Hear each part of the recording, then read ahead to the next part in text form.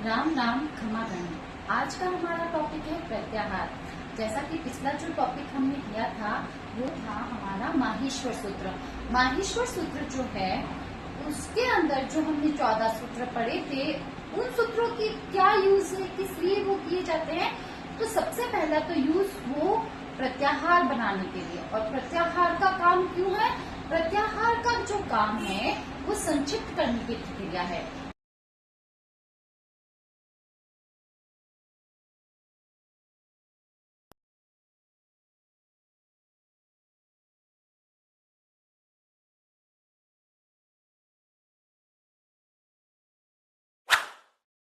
है ना। जैसे हसी च तो हस प्रत्याहार में भी। तो इस प्रकार संधि प्रकरण के सारे जो भी सूत्र हैं, है ना, इको यण ची, इक को यण आदेश होता है।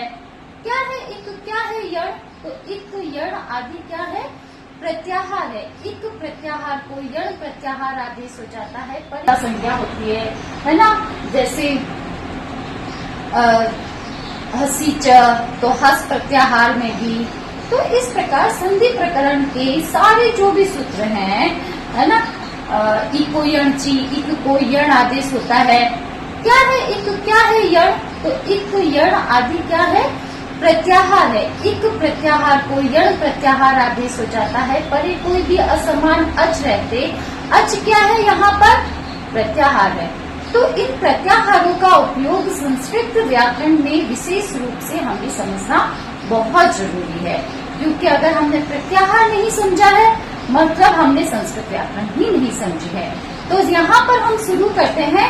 संस्कृत के प्रत्याहार बनते कैसे हैं, इनका उपयोग कैसे लिया जाता है, इसकी परिभाषा क्या है, और अष्टाध्यायी में कितने प्रत्याहार स्वीकार किए गए हैं पाणिनि के अष्टाध्यायी में, और वार्तिक आदि के प्रत्याहारों को मिलाकर कुल संस्कृत व्याकरण में माहेश्वर सूत्र के द्वारा कितने प्रत्याहार स्वीकार किए गए हैं, उन सारी चर्चा का आज हम इस एक क्लास में सारी चर्चा करेंगे। इसके साथ जो भी ऑथेंटिक नोट्स बनाए गए हैं इस वीडियो के साथ पेस्ट किए जाएंगे। आप बराबर बने रहिए, वीडियो को अंत तक देखिए, बहुत बेनिफिशियल है।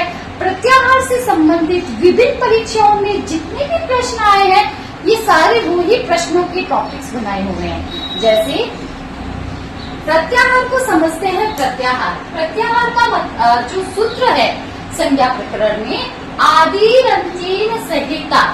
आदिर अंत्येन सहिता मीन्स आदि और अंत की सहिता मिलाकर।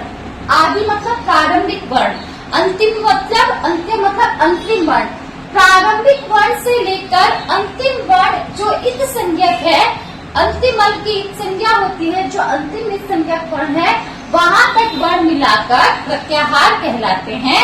और प्रत्याहारों के बीच में बीच वाले जो इत संज्ञक वर्ण है उनकी गणना नहीं की जाती है। जैसे अगर अच प्रत्याहार है तो अच प्रत्याहार में अ ई उ ण नहीं गिना जाएगा, आई उना रील री का नहीं गिना जाएगा, आई उना रील री का ए ओंगा आई ओ च अंग और च नहीं गिने जाएंगे। आ से लेकर च इत संज्ञक वर्ण।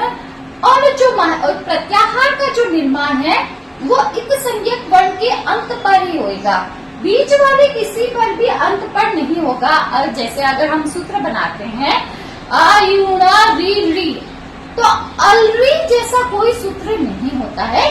बीच वाले जो भी वर्ण है वहां पर सूत्र का प्रत्याहार का अंत नहीं होगा। प्रत्याहार का अंत कहाँ होगा? अंतिम अल पर, अंतिम हल पर। तो यहाँ पर देखिए प्रारंभिक वर्ण से लेकर अंतिम वर्ण तक मिलाकर, अंतिम संज्ञक वर्णों को मिलाकर प्रत्याहार का निर्माण होता है। प्रत्याहार में इत संज्ञक वर्णों का ग्रहण नहीं होता है। प्रत्याहारेषु इताम न ग्रहणम। प्रत्याहारेषु इताम न ग्रहणम। प्रत्याहार में इत संज्ञक वर्णों की गणना नहीं की जाती है। मतलब अगर हम अच प्रत्याहार बना रहे हैं, अल प्रत्याहार बना रहे हैं, तो अल प्रत्याहार हो गया जैसे उसमें स्वर भी आ गए और उसमें अंतस व्यंजन भी आ गए। जैसे आई उना ऋ ऋ का ए ओंगा आई ओ चा हय व र ट लण, यमंगलम, जब आया अल प्रत्याहार में सारे स्वर और व्यंजन सब आ जाएंगे। हल प्रत्याहार में सिर्फ व्यंजन आएंगे। कैसे आएंगे? इसके लिए आपको माहेश्वर सूत्र को याद करना बहुत जरूरी है और आप उसको वैज्ञानिक तरीके से याद कर सकते हैं, क्योंकि माहेश्वर सूत्रों को याद करने की सबसे सरल प्रक्रिया है कि पहले 4 जो सूत्र है वो सारे स्वर से संबंधित है, फिर 2 अंतस व्यंजन से, फिर जो नेक्स्ट जो 7वां सूत्र है वो पंचम वर्ण, फिर चतुर्थ वर्ण, फिर तृतीय वर्ण, फिर द्वितीय, फिर प्रथम वर्ण से संबंधित माहेश्वर सूत्र है। और सबसे अंत में जो सूत्र है वो क्या है? ऊष्म व्यंजन से संबंधित सूत्र है। तो प्रत्याहार किसे कहते हैं? प्रत्याह्रियन्ते संक्षिप्यते वर्णा अनेन इति प्रत्याहारः। संक्षिप्यते वर्णः अनेन इति प्रत्याहारः मतलब संक्षिप्त करने की जो प्रक्रिया है, प्रत्याहार के माध्यम से संक्षिप्तीकरण की प्रक्रिया होती है। सूत्रों को संक्षिप्त किया जाता है। सारे पूरी संस्कृत व्याकरण प्रत्याहारों पर डिपेंड है।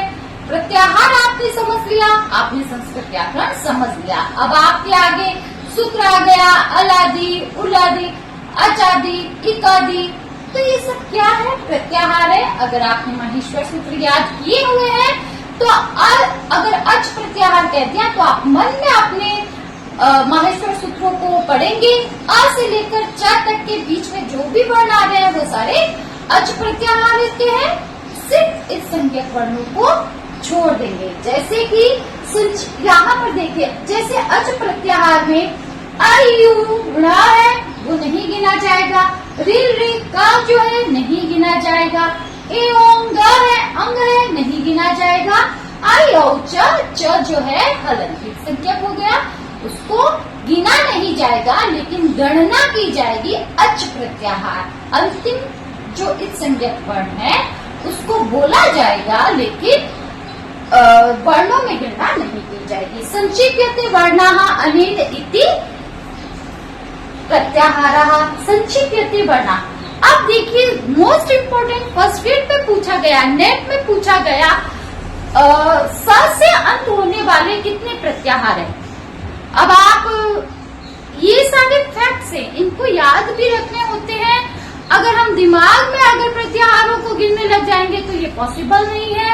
बहुत अधिक प्रैक्टिस करके, लर्न करके, तो 7 प्रत्याहार से अंत होने वाले 6 प्रत्याहार है। कौन कौन से? अस, हस, जस, जस, बस और भस। ल प्रत्याहार से अंत होने वाले 6 प्रत्याहार है। ये विशेष नोट्स हैं, ये कहाँ से लिया मैंने? नेट के पेपर से, नेट के अंदर पूछे गए हैं। ल से अंत होने वाले प्रत्याहार कितने हैं? तो 6 प्रत्याहार है। आप इन चीजों को अच्छे से समझिए क्योंकि परीक्षा की दृष्टि से इम्पोर्टेंट चीज है। आगे चलते हैं। प्रत्याहारों की संख्या। प्रत्याहारों की कुल कितनी संख्या है? तो पाणिनि ने अष्टाध्यायी में कुल 41 प्रत्याहारों का प्रयोग किया है। पाणिनि ने तो अपने अष्टाध्यायी में कुल कितने प्रत्याहार माने हैं? 41, 41 प्रत्याहार माने हैं। लेकिन और आगे जो सूत्र है उसमें यम प्रत्याहार को भी स्वीकार किया गया है। तो पाणिनि ने भी अपने अष्टाध्यायी में यम प्रत्याहार कौन सा हो जाएगा फिर?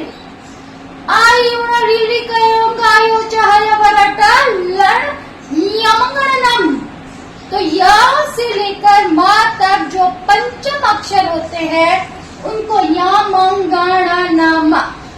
तो पंचम अक्षर, पंचम अनुनासिक व्यंजन वाला यम प्रत्याहार को भी स्वीकार किया गया है।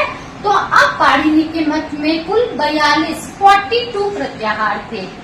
लेकिन आगे चलकर अष्टाध्यायी में जो विवादास्पद जो र प्रत्याहार है, र कौन सा? जिसमें र और ल 2 वर्ण आते हैं। ल जो मैंने पिछली कक्षा में बताया था उसमें अ की इत संज्ञा हुई है। माहेश्वर सूत्र में कुल 15 इत संज्ञक वर्ण है और उसमें एक जो है वो आ स्वर इत संज्ञक है। और यहाँ पर कुल मिलाकर 13 प्रत्याहारों को स्वीकार कर लिया गया। तो यहाँ तक बात हुई कि अष्टाध्यायी में 43 स्वीकार किए गए हैं। पाणिनि की अष्टाध्यायी में 43 कितने 43 प्रत्याहार स्वीकार किए गए हैं। फिर वार्तिकों में कात्यायन द्वारा लिखित वार्तिकों के अंदर 43 प्रत्याहारों के अलावा 4 प्रत्याहार को भी स्वीकार किया गया है और इस प्रकार कुल मिलाकर प्रत्याहारों की संख्या कितनी हो गई? 44।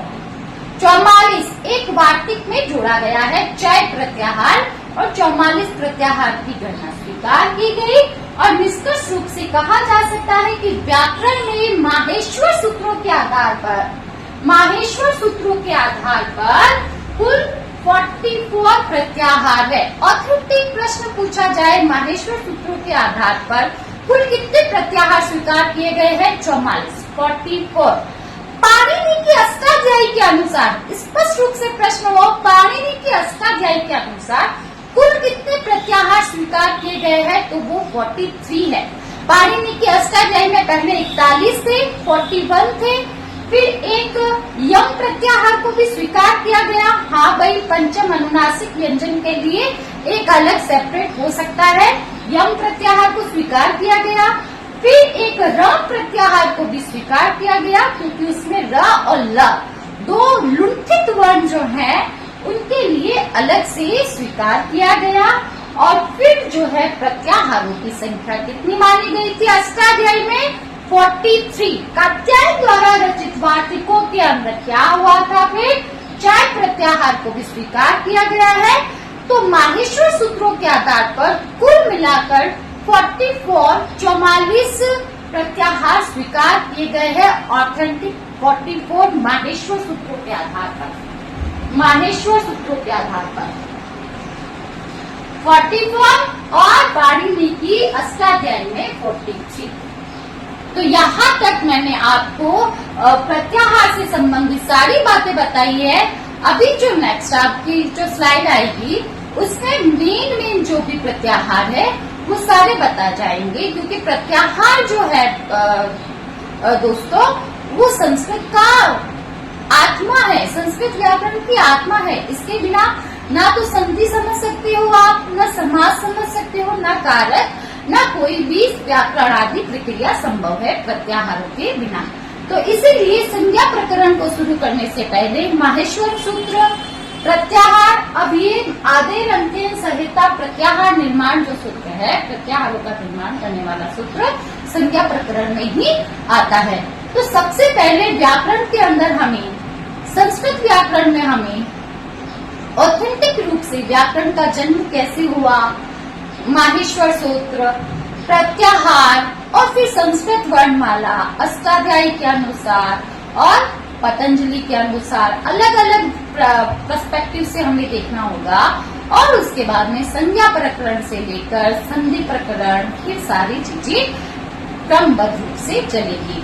तो आपको ये संस्कृत की क्लासेस कैसी लग रही है? ये मोस्ट इम्पोर्टेंट पॉइंट्स है, यहाँ पर मैंने डिस्कस किए हैं। जो बड़ी बड़ी ऑथेंटिक ऑफलाइन क्लासेस में ये कंटेंट लिखवाया जाता है, समझाया जाता है, वो सारा कंटेंट मैं आप लोगों के सामने खुले रूप से प्रस्तुत कर रही हूँ।